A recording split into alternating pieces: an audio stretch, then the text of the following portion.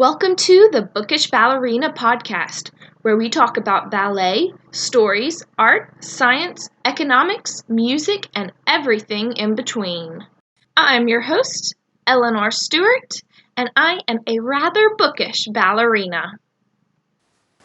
Today, my guest is Caylee Dean, fellow former teen author who published her book Noblebranch as a senior in high school. We discuss writing, publication, and their implications, especially as believers. I hope you enjoy. Hello, and welcome to the Bookish Ballerina Podcast. Hello. Awesome. So Caylee and I actually have quite a few mutual friends. Yes. But we've never really sat down and chatted. And we have some interesting overlapping interests, I suppose. So I'm looking forward to this a lot. Yes, so am I. I'm excited. We've never even spoken face to face, but had so many, almost interactions. I know. Yes. Awesome. Okay, so what originally got you into writing? So I remember in 5th grade, there was a writing competition, and I ended up winning that. And then the following year, I won a short story writing competition. And after winning 2 years in a row, I realized, this should probably be a hobby, because I wasn't really a sports person. I didn't really do theater because I was super shy, and it was something that I could pour my energy to. And so that's kind of where it started. And then once I hit 7th grade, I really sat down, I got my first computer, and I started typing away. Did you, do you have, a group of works that have not been published, probably? Yes, yes. There's the old dungeon middle school writings that I think every single person and their mama has. Yes. So I know. I have those. Yes. Yes. And then lots of stuff in between that's that I think are great ideas, but maybe not ones that fully translate to a whole book, or great ideas that I just don't quite have all the ends to, or maybe ones that I started and just didn't really love the way that it ended and just kind of dropped it. But also, I'm so sorry, I can hear my French bulldog. If you hear him behind me, he snorts like a pig. He likes to wait outside the door, so. Got it. Okay. I haven't noticed it, but I will let you know if I do. Yes. Awesome. So how did you get the idea for Noblebranch, and what was the process like building that book? Well, that was actually kind of one of the middle school stories that I decided to start writing one day. And I kind of built on it because I really liked the ending. It was supposed to be a series, and I liked the way that the series ended. And so even though it was in the beginning a very cheesy, and in a lot of ways it's still a cheesy middle school book, I just built upon it to the point where I pitched it to publishers and it worked out. So that was definitely a blessing, because I had all these huge 100,000 word drafts, and even though they were very much in need of editing, I think it's easier to edit a page than to work on a blank one. Yes. Mm-hmm. Yeah, definitely. Awesome. And how old were you when you started the pitching process? I want to say it was my end of my junior year. And then it wasn't published till the following senior year, almost a year later. So the publishing process for me took a full year. Mm-hmm. And then what did the pitching process look like? Because I self-published. I know we have a different avenue of publication journeys. Yeah, well, honestly, it was bad at the time, but I'm very blessed now, because at the time I was going through some really hard things in high school, and my dad, because he'd known it had been a dream of mine to publish, ended up pitching my book for me to a ton of publishing companies. And Fulton, who I went with, they loved my book. And one day I just came home from school and he was like, "Hey, I have somebody on the phone for you. They're this company. Do you want to talk with them?" And so that was the best pick me up ever. It was such a blessing. So I really, when people ask me questions, I don't have a lot, like, in terms of pitching. He did most of it, and he's very much a businessman. He would just contact them, almost like I would imagine a literary agent would do for you. And he sent them a couple of my first chapters, and they loved it, and I'm very grateful for that. So I don't have a lot of advice for anybody looking for that advice, but yeah. What about, I'm curious, with your self-publishing journey, how did you go about that? Because, I mean, I can't even imagine. I had my traditional publishers do so much for me, and it was still a lot. Yeah. So I didn't really look into the traditional publishing route. I went with Kindle Direct Publishing, which is owned, I believe, by Amazon. It's definitely, if it's not owned by them, which I'm almost certain it is definitely, they have a strong relationship. Mm-hmm. So I uploaded everything, cover, which of course I designed the cover. I also had my father's help in doing a lot of that, which is kind of a fun connection there. But all of the covers were pictures that were taken at our house, lots of Photoshop used in cover design, and lots of hours editing. I did the grammatical and some substantive first edits, and then I had other people look through it as well for both grammar and substance. So it was a lot. Yes. But it was definitely a cool process. Yeah. And I'm interested to know more about what it's like working with a traditional publisher, because I don't regret doing self-publishing just because I enjoy having, I guess, more control over it, but I also don't know as much about, with different publishers, how much control you give up. I don't know. So I was very blessed with Fulton because I spoke with several other publishers, but I ultimately decided on them because I still had control over my book cover, whether I approved it or denied it, which a lot of authors just don't get in the traditional publishing route. But I didn't design it myself. So they drew whatever fit the market at the time, whatever they thought fit the genre and what the book felt like, if you will. And I said yay or nay. And I told them several times, I was like, this is not what I'm going for. Here's some things that could be tweaked. And they were very gracious, and that was amazing. In terms of the actual editing, something else that was really important to me was that they didn't mess with the plot unless necessary. So, right. Yes. So if they told me it was too slow, of course that's something you want to fix. You want your readers to engage. But if it's something whereas they don't agree morally with me, I would not change that. That was not negotiable. And the only real kind of tension point I had was they kept telling me in my grammatical edits that I needed to take away the capitalization on God or godly.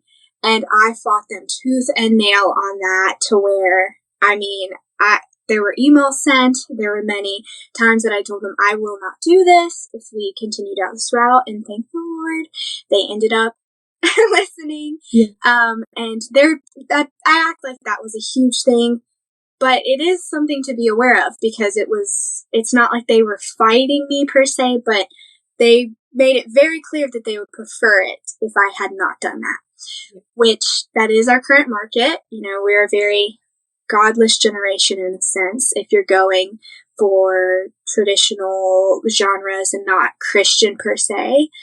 And so I was aware of that, but I still fought it, and thank the Lord, they were very sweet about it and allowed me to go through with the values that I hold. And so, in those ways, it wasn't very traditional. But everything else was pretty, I guess, standard. I mean, I've never published another book, but talking to other traditionally published authors, it seemed to follow sort of the same steps, the story edits, the line edits, the copy edits, all the different types of edits, and then the cover designs, even picking out what type of font that was my geek out moment. So I'm sure you were the same. Just seeing what type of font you want in your book was so neat.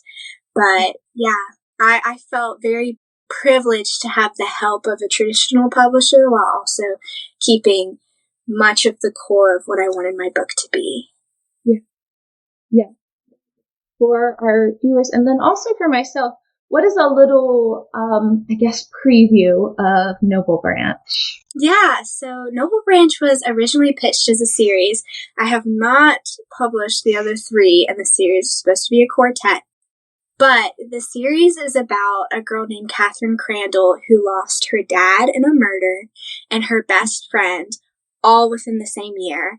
And at that time, her best friend fled. He moved to New York. She has no idea why. And all she knows is that there's this murder that nobody's investigating. Her best friend has fled. She has nobody else on this planet who can possibly help her. And so she decides she's going to go find this best friend because she feels like he might have some answers. And so it has some political things in there because why aren't people investigating the murder? And it has a lot of angst. You can kind of tell it was a teenage writing looking back on it, but I'm very proud of it. Cool. Very cool. And then, so it's the first in 4. Mm-hmm. Do you think you will go the same publishing route for the other 3? Do you have a timeline, loose timeline, I guess, on when the next one's coming out? I really don't. I'm very open to it. So looking back now, I really started writing it before I was a Christian because I did not genuinely become a believer in Christ until I hit high school. Mm-hmm. And so for me, I would love to kind of rewrite this series from scratch and come about it more like a C.S. Lewis approach, where every portion is an allegory for something in the kingdom of God.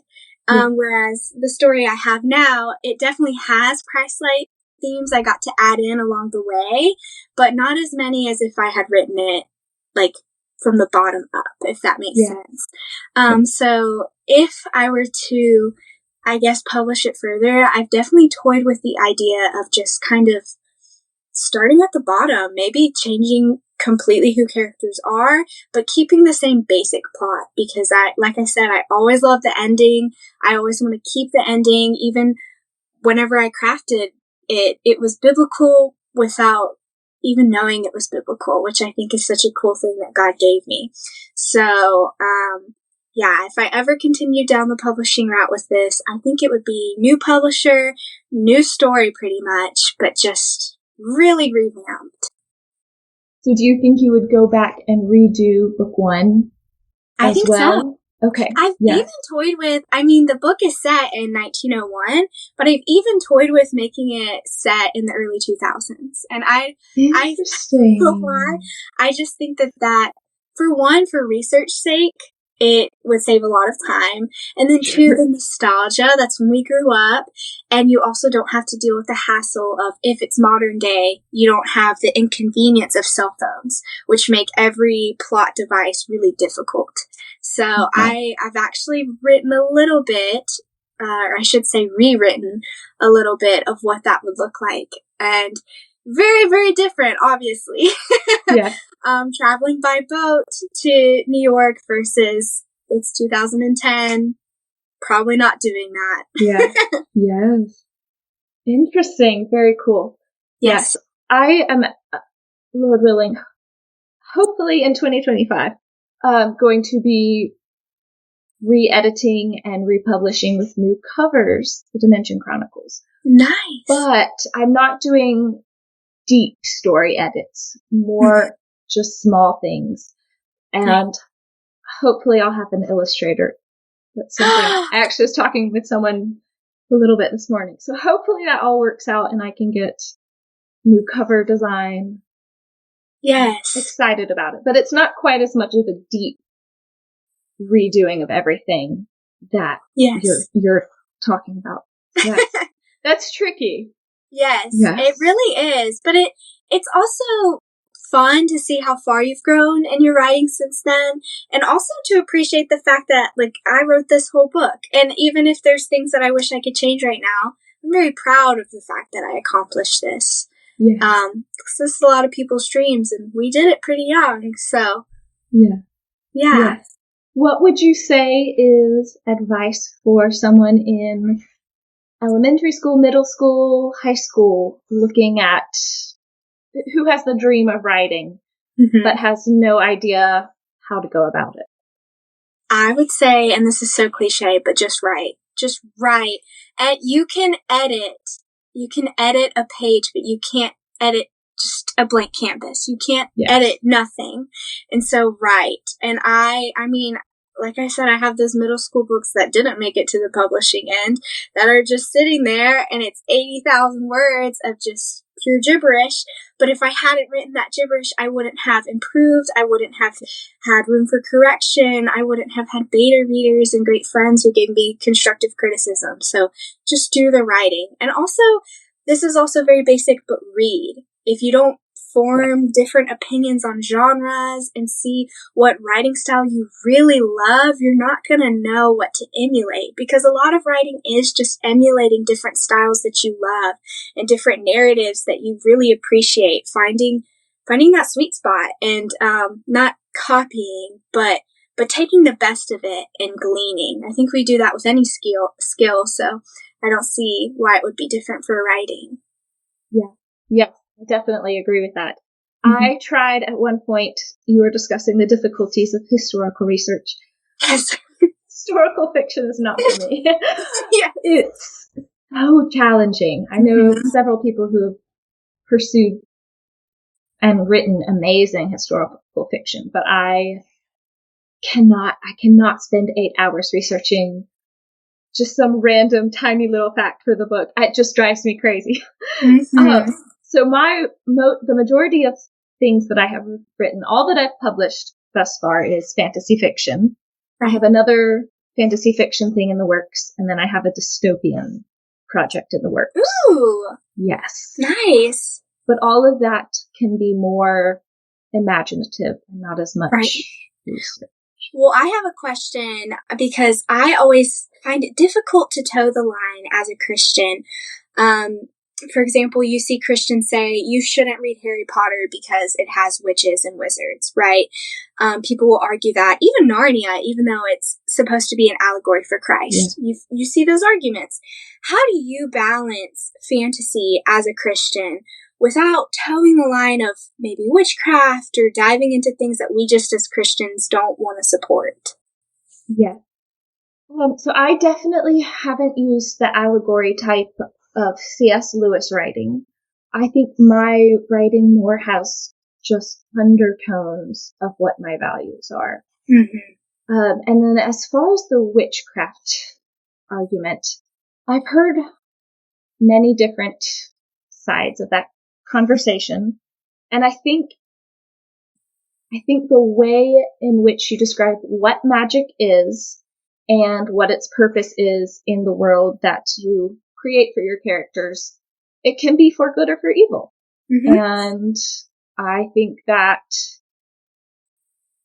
if the world you create, humans were created to have magic to glorify the Lord, maybe they don't explicitly use that terminology, but if that is the intention, then I don't think it is evil. But I have also read works that are not coming at it from that perspective. Right. So it can definitely go either way. Definitely go either way. It's a hard balance. It really is, because I've wanted to write a fantasy series because I've read so many great fantasy books, but I didn't want to take a C.S. Lewis approach either. I didn't necessarily want it to be all allegorical.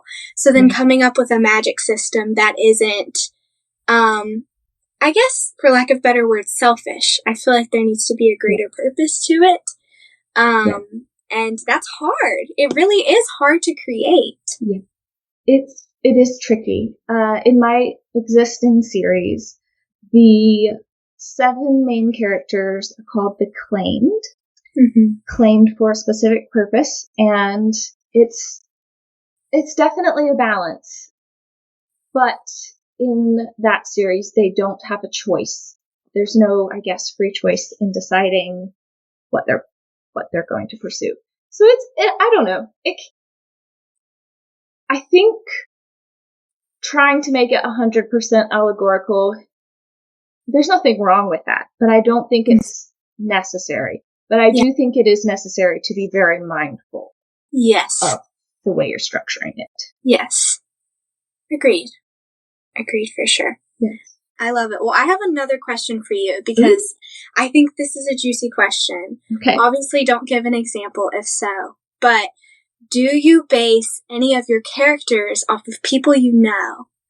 And if so, to what extent? What does that look like? I do, yes. A lot of my characters are people I know in real life, but just personality, not physical appearance or names. Although I have named characters after people I know with their permission. Yes. But usually the people they're named after do not correspond to the people who are based. Which is, I don't know, an interesting way to go about it. But yes, I definitely do. But I do it off of people I love. So I do it to put people I love into a story. Yeah. I also have a lot of characters that are based off myself, but going to an extreme. So one of the characters I'm writing right now is Heinrich, and he is my more self-destructive personality traits.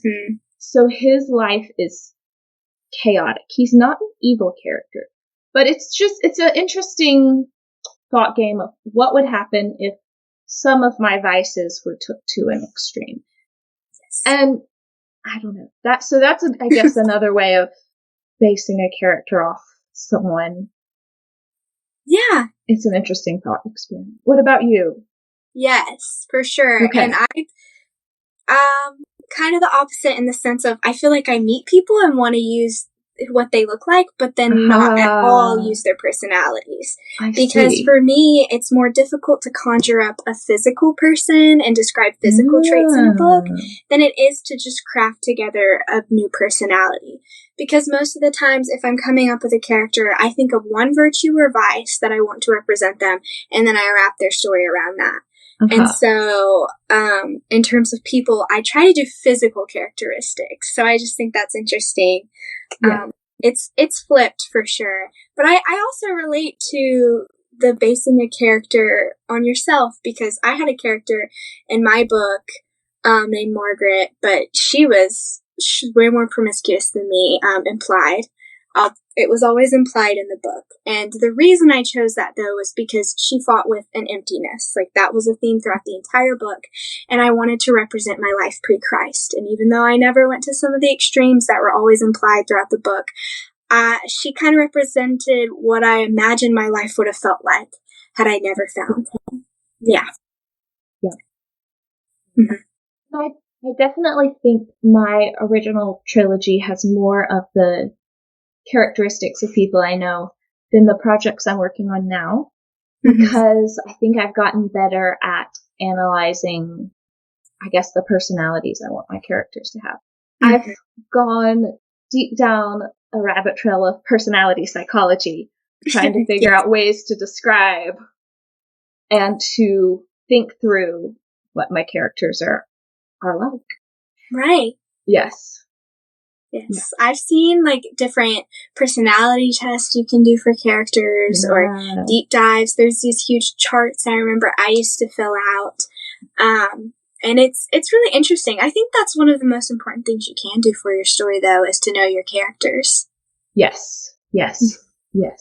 And it's also interesting to see the main characters versus the more peripheral characters and the depth of personality that you give them and the more nuanced personality that you give them based on how deeply they are involved in the core plot. Yes, for sure. Yes, I agree. I have another question for you, actually. Okay. I wanted to know, since ballet is such an important part of your life, how does ballet impact either maybe your energy before writing or maybe going into your writing itself? How did the two coincide? I haven't brought ballet into the books directly. I referenced it just a little bit in The Destiny, which is the third in my trilogy. And then my project that I'm working on right now that is fantasy is very, very loosely based off of the Nutcracker. Right. So it does have that little bit of overlap. Mm-hmm. I do think dancing before I write, I tend to write less after I dance just because I'm tired. But I don't think the overlap is as strong as it could be. I'm definitely working on moving forward, seeing how much I want to get it to overlap. But we shall see. Yes, yes, for sure. Awesome. Perfect. Okay. So I'm curious, with all you're doing now, you're in university at the moment, correct? Yes, correct. Yes. So are you currently working on any projects? Do you have anything in the Yes. Okay. Yes. I am currently working on a completely different series for the most part. I'm like 70,000 words in, and I'm really proud of it because it was the first series that I really sat down with the Lord and asked him, okay, what would you want me to write? Yeah. And I just remembered more than anything the two themes of his grace and his mercy and the difference between the two. And so those were kind of the virtues that I wrapped around two different characters, a guy and a girl. And then different verses came to me and I prayed over them. And the more I wrote this book, every chapter was based on a Bible verse, and the story just kind of weaved together, and I had all the symbolism that I really loved, and part of that came with, I got my ministry degree in December, and that really, just the experience of living basically at the church that I worked at, just made it so easy to see, both God's grace and God's mercy throughout people's lives, both genders, which was really cool to be able to see just the way he experientially happens. And so that's the series I'm working on. It's based off of the verse in James that says, "Count it all joy when you face trials of various kinds." And that word various kinds is kind of what I focus on too with the characters, because various kinds there means multicolored. So when you meet trials of various shades of sadness and hues of frustration and blues of depression and reds of angers, rejoice. And just like how strange that feels and how it's so possible through grace and mercy. Yeah. That's very interesting, because in my writing, I don't think I have, I guess, as directly aligned it with specific verses, which I admire that a lot, and that approach. One of my things that I am wrestling with, praying through in a few areas of my life is I've been quite in awe of how much the people who are in my life who are not believers, how the Lord has worked through them, and praying through how he can work through me in their lives as well, without aggressive apologetics, I guess. Right. Because Lord willing, I always want to be a light for him, but I do not want to discourage a conversation that could be had because I am too over the top and too saying too much of what I believe. And the balance of that is something I'm working through, and just listening to other people and what they believe, because I think the Lord works through everyone, whether they're a believer or not, although I do think his people are called for his kingdom in a special way. So it's definitely interesting to write with that mindset. So I think that's very, very neat how you're using the scripture in your writing. Yes. And honestly, if this were to be published, I think I would approach it from a Christian publisher just to see the difference. Yes. And, I mean, because every chapter I want to attach the verse at the top, and I want people to know that, like, this was prayed over, it was very different from all the other stories I've written. And it's not that it makes it quote unquote better in any way. It just makes it what it is. It's just different. And I think that any other publishing agency that I would pitch it to, it wouldn't do it justice the way a Christian publishing agency might. So yeah, that's all I have in terms of writing projects, a little bit tweaking Noblebranch, but mostly just working on that new series. Do you have a working title for that project? I do. I think I want to call the series Colorful Sufferers because of the verse in James. Mm-hmm. I really have enjoyed that. I love that verse. I've clung to it for so many years now. Every time, even from stumping my toe, every once in a while I'll think, oh, this is just a shade of pain, like a color of pain. And I think it's just a beautiful thing to remember. We're all colorful sufferers. We all go through our own thing, but we can rejoice. Very true.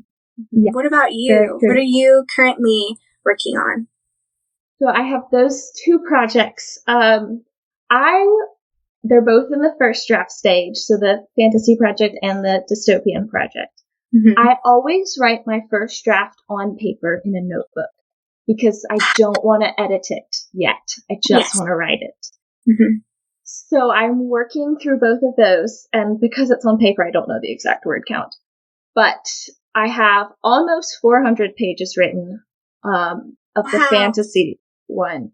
I would say it's approximately halfway done. It will be edited deeply. It has 7 primary characters, 3 of which are siblings. Then there's a separate family, and then there's a third family, one of whom becomes a spouse of the second family. So it's all family dynamics. Mm-hmm. And it's an interesting, I don't know, it's complicated. And it's going to take a lot of editing to make it smooth. But it's a lot of fun. And my other project is the dystopian project. And it is also going to take a lot of editing because I am thinking through, as a lot of dystopian authors do, what would happen if things went wrong? Yeah. In the way things are going. So it's an interesting project, but it's based off of 2 sisters. Their parents are killed by the government. They don't know why. They don't technically know that they were killed until much later in the book. But the children are taken by the government. The older one is taken to basically a child military school, and the younger one is not old enough, so she just goes to a camp where there's a lot of other kids. I might have to cut some of this for spoilers, but I will tell you.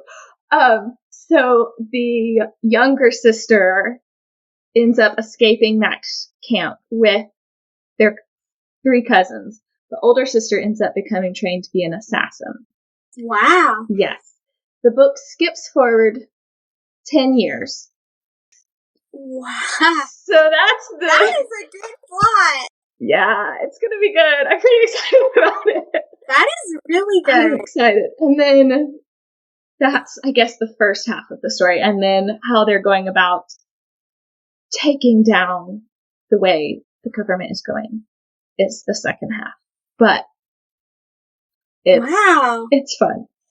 Yes. And I was going to ask too, because I'm experiencing this in my writing.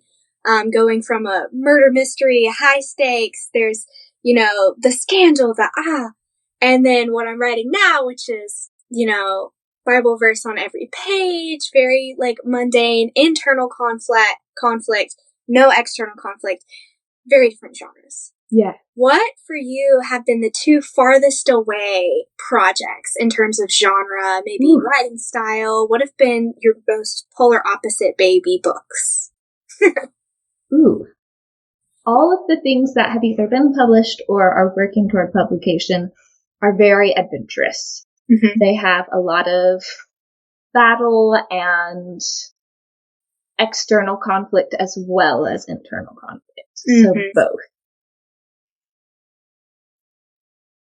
I have, of course, lots of little projects that are not going to be published. One of my first things that I wrote was a little story that is, I kind of think of it as plagiarism. I don't know if anyone else would pick it up, but it's a little story very much based off The Witch of Blackbird Pond. Okay. Yes. I wrote that when I was maybe 9, so it's very bad. But it's kind of fun to go back and look at. So that's very different. Right. That's about a family. There are pieces of each of the books that I've worked on that have more the relational dynamics. Mm-hmm. And in that section of the story, less of the adventure and battle and external conflict. So there's pieces within each story that deal with both sides of it, I guess. Right. Interesting. Yes. Okay. Yes. So I was going to ask too, do you feel like there's a trope or a theme or even like a style of writing that you just always tend to lean towards in all your books? Is there just something that, I know you said there's a lot of adventure, but is there anything else that you feel like, wow, like this is something I'm always going to include in my stories, I feel like? I don't know that I have a specific trope that I always want to include. So far, well, the self-sacrificing hero is, it's a universal trope, and I know we both believe that there's a reason why that is a universal trope. Yes. But, like, my working title for my dystopian novel is Joshua. Wow, yeah. But I don't think that will be the published title. I'm thinking through all of that. Mm-hmm. Again, basing that idea off of, I have such dear friends who are not believers, and I love talking with them. And we've had amazing, deep, long conversations about what we believe. But I never want to be overly aggressive with apologetics. I want to listen more than I speak. Yes. So I don't know that will be the working title. But I would say that is my most recurring trope. Yes. Yes. I love that. That's a classic. That's a good one. I want to air towards that too, I think. And for good reason. I think that's on the forefront of our mind. Yes. I'd be a little alarmed if it wasn't. Yes. Yes. So you have that trope. Do you have any others that are common to your works? Well, this doesn't really count as a trope, but I cannot write in the first person. I have tried and tried, and I love first person narratives. I love them. And I've written short stories in first person, but then when I go to give it to somebody to read, I'm like, no, wait, I have to change it to third person. I don't know what it is. I think I get, this is not a pun, but I get too in my head about it. I can't, I don't know. I think it to me, whenever I see it, I think, oh my goodness, am I explaining too much? And I don't know. I think that I write better in third person. Maybe I don't. I don't know. But no matter what story, if I intentionally sit down and think, I don't care what I write as long as it's first person, it's going to end up third person. And that's my thing. And sometimes I wish it was different, and sometimes it just is what it is. Cool. Very cool. Awesome. So this is turning slightly off topic, but you are at university right now. So what are you working toward there? I am a pre-med major. Yes. Wow. I'll go to medical school. Hopefully I'll be entering medical school this time next year. If not that, then my last semester of pre-med. And I am super excited. I think I want to be an OBGYN because I just got my degree in family ministry, and I work with babies primarily, babies and mothers, and with children all the way up to 12 years old. And so I love working with mothers and children. Always have, always will. Even before I got my degree and worked there, I volunteered in those capacities. So knowing that I'm equipped to also do mission trips potentially as an OBGYN one day. That's my goal. That's the dream. That's incredible. That is incredible. Yes. Yes. I've been listening. Do you listen to Lila Rose? Yes, I do. I've been listening to her so much this week. I adore that woman. But yes, that is a difficult field to be in as a believer, but an important one. Mm-hmm. It is. And it's really fun too, because I think that doctors require a very logical side of your brain, whereas obviously writing is very creative and very feely, and I love it because writing for me is never a chore. If I'm sitting down to write, it's almost like a Sabbath. It's the one thing that can make my brain feel like it's resting. I mean, truly, I tell my friends all the time, I'm like, I can't hang out with people and Sabbath in that sense, because I always feel like, oh, I'm still on. I still got to evangelize. It's that ministry degree in me. But when I'm exercising and when I'm alone and writing, something about it is just Sabbath with the Lord. It truly is replenishing. Mm-hmm. Yes. And then going back to the publishing side of things, for people listening, what is a copy edit and what is a substantive edit? Okay. It's been so many years since I've done this, so forgive me if I'm wrong, but a copy edit, that's not the one that's line by line. You actually are going to have to help me with this. A copy edit is the one... Copy edit is the more grammatical side of things. Yes. Yes. Okay, and then substantive edit, that's where, like, parts of the story is more tweaked. Okay. Yes. Girl, I told you, it's been a hot second. Yes. Well, I love editing. I'm much better at the grammatical side of things as an editor than the substantive side of things. Yes. Except in my own stuff, because I know what I'm trying to pull out of my brain. Yes. But, yes, so for our listeners, especially middle schoolers, high schoolers looking at going into writing, usually you will do your substantive edit first, which is where you go through your story. Usually you eliminate a lot of text in that time. Did you experience that? Yes. I actually, when I submitted my book, I already had wheedled it down from 130,000 words to 90,000. It was 90,000 when I pitched it, and they told me I had to get it down to, I want to say it's 77,000 now, and they told me 75, and I told them I can't get it down to 75. But it was a big cut. It was a very big cut. But your story is always better for it, honestly, in a lot of ways, because most of the time it's cutting words that don't need to be there, or filler sentences, or info dump. So it's necessary, even though it breaks your heart a little. Yes. I definitely, and I don't know if this is for the best or not, but being self-published, it's great to not have to cut down to a certain word count, but I do still cut lots and lots going through. Usually that's my fourth or so round of edits. After a few drafts, it just goes through a lot. It goes through a lot. Yeah, it does. It rarely looks like what it did at the beginning. It's very different, but it's always, it's so refined by the end. You're still proud of it. It's still your baby. Yes, absolutely. Yes. And then the copy edits. So what were the copy edits like working with a traditional publisher?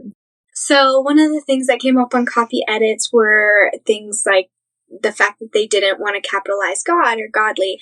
That is one thing that came up.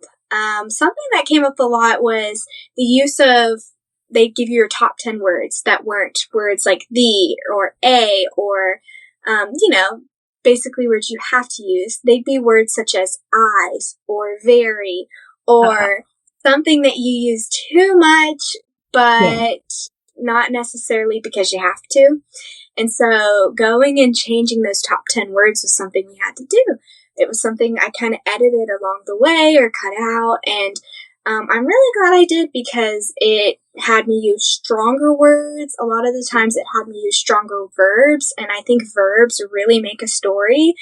And so that part was pretty difficult, and yet I'm very grateful for that. I think that that's kind of rare to see in a drafting process, at least with your publishers. Usually you've already gone through that pre-publishing process. So I was very grateful that they showed me, hey, here's some things, here's some words we can change just to give it more variety. And that was really nice. That's something I remember, and I'll definitely do on my own next time. Yes, because I definitely did not have that. I did have, growing up, I don't know, did you ever do Intensive for Excellence in Writing? I didn't. Okay.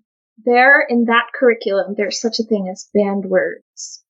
And you do not get to use the word happy, the word sad, the word said, the word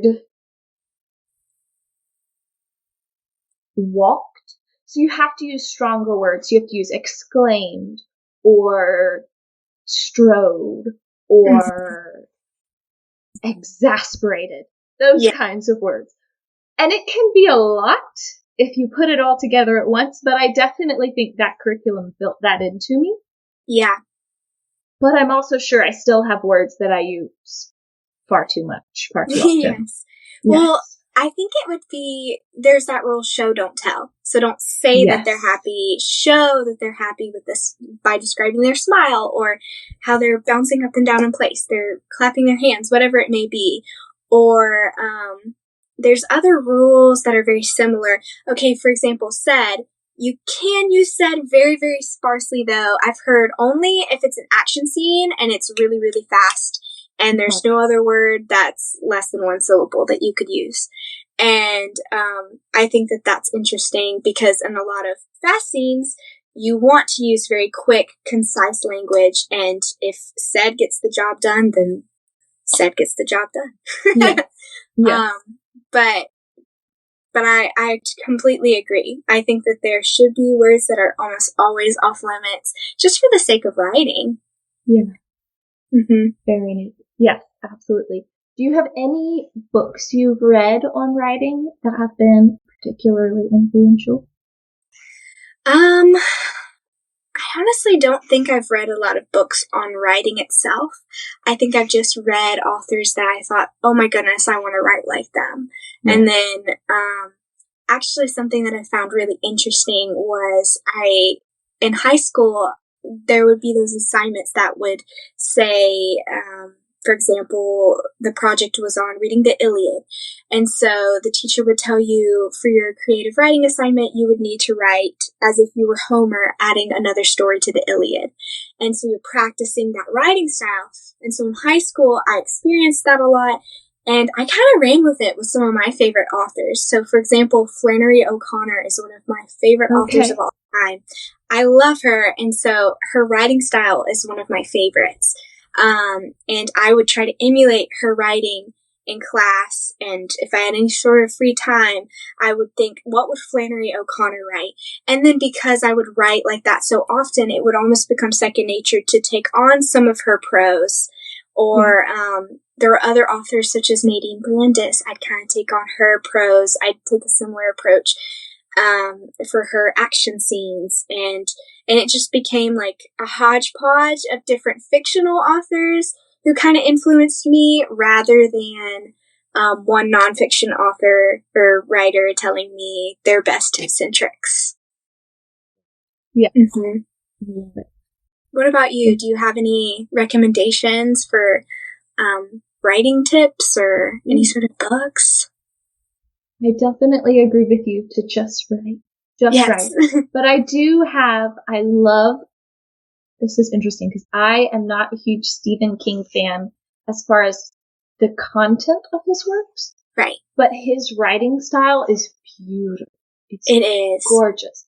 So his book on writing, and it is called On Writing. It's incredible. It's really good. It's very good. I've read one of his horror novels, and it just kind of makes my stomach turn. Just the content. It's not my favorite. I don't think there's anything wrong with enjoying Stephen King, but it is not my thing. Right. But his book on writing, highly recommend.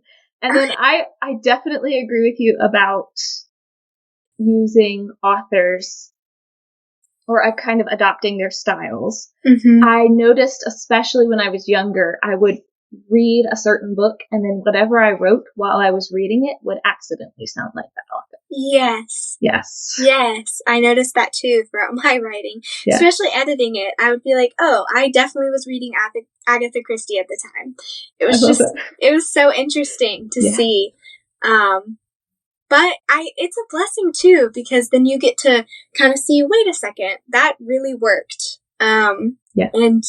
And there's a reason why we love certain authors and hate other stylistic choices, and you know what to choose, what to stay away from. Yes. Yeah. And then there are people who love the authors that I do not love. Yes. Fahrenheit 451 comes to mind. I do not enjoy that book, and I have friends who love it. Yes. It's one of many. Mm-hmm. Yes. Great. Awesome. Okay. Well, I have 2 questions that I ask to every guest. Okay. So the first of those is, what is one thing you are learning about right now? Oh my goodness, that's such a good question. Well, I think in this season, I have exactly 1 week off in between classes, and it's the first time I have not been taking classes in I don't even know how long, because they all are back to back to back. And so I think right now I'm learning what a true Sabbath would look like for a full day, because I have not had that in years. So right now I'm kind of exploring that. What would I do with my time if it was completely free? So I'm planning a trip, and I'm going to go see that with a friend, and what does it look like to do that and still glorify God with that time? And so knowing me, it would have to start with the quiet time, and it would have to start with the prayer, and it would have to have some sort of interaction with somebody I love throughout the day. And that's all I know so far. But that's cool to kind of learn with the Lord and work through. That's what comes to mind. What is one thing you wish you could teach everyone? Oh my goodness. I have to go for a Bible answer, I feel like. It's a ministry degree in me, but I want to find something specific. Okay. I wish I could teach everybody the freedom of just letting it be, letting them be, letting it be, let it be what it will be. I think of all the people, like the fear of man we have, the fear of people's opinions and approval, and it's something I will always struggle with too, or the fear of, I don't know, circumstances or life, and so many things crop up, but I've always found him consistent and faithful, and I have a great sense of community right now, people who remind me of that consistently, and mentors, and I see so many people who, great friends like you have, who don't know the Lord, and I love them, and I listen to their stories. I wish they would know that with the Lord, you can just let it be what it will be. So that's something I wish I could teach everybody. Just, if you have him, you can just let it be what it will be. Written right now, I don't keep a prayer journal as much as some of my close friends. I write down things in my study, and I write down certain prayers and prayer requests, but I don't write down a whole lot. But one thing I have written down right now is, whatever your will is, Lord, do your will, and do not let my prayers be in vain, even if they do not have the purpose that I would wish they have. Yes. Yes. Yes. And what I love, I'm so glad you said that, because something my friend and I have been studying recently is in Genesis, I want to say it's 17, and this might be a tangent, but it applies. In Genesis 17, Abraham comes to the Lord, and it's the point where he has Ishmael, but he doesn't have Isaac yet. He doesn't have the promised son. And he comes to the Lord, and Abraham says, Lord, let it be Ishmael. Give Ishmael the blessing. Give Ishmael, let him be the promised one. And the Lord says, no. He says, no.